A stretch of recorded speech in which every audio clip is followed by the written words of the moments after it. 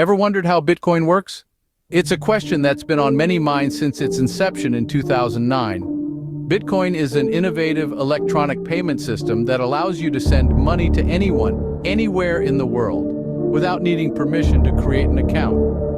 This groundbreaking concept was born as a counter to the modern financial system, where a handful of large banks control who gets banking access and which transactions get processed.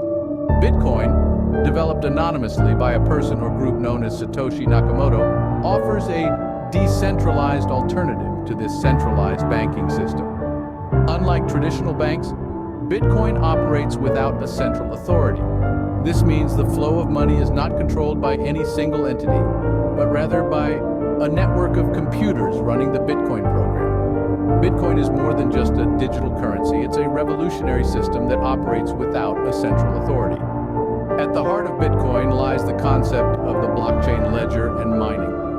The blockchain is essentially a digital ledger that records every Bitcoin transaction. Think of it as a giant global spreadsheet that's constantly updated and accessible to anyone. But how does a new transaction get onto this ledger? Well, that's where mining comes in. When a new transaction is made, it's relayed from one computer to another, a bit like passing a note in class until everyone has a copy. But it's not added to the blockchain just yet. First, it needs to be confirmed by nodes. These are computers that volunteer to keep the Bitcoin network running smoothly.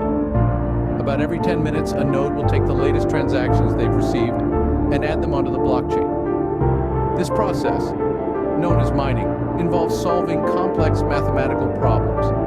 Once the problem is solved, the transactions are added to the blockchain, and the updated ledger is shared with every computer on the network.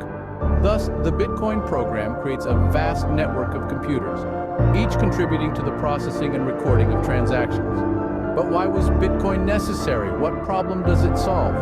The answer lies in the issue of double spending. Now imagine this.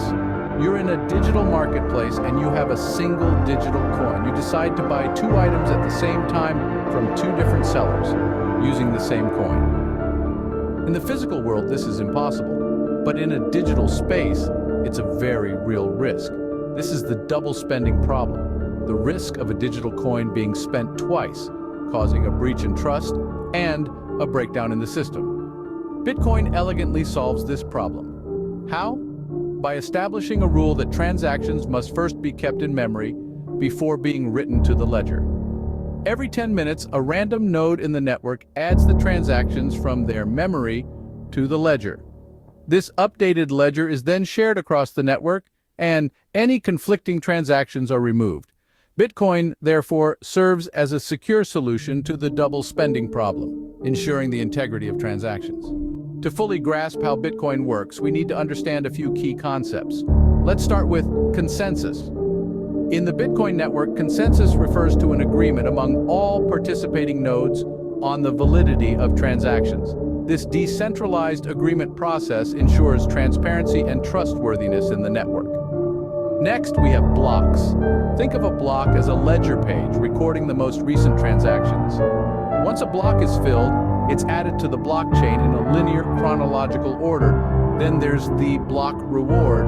This is an incentive for miners who verify and add new transactions to the blockchain. Currently, this reward halves approximately every 4 years in an event known as halving.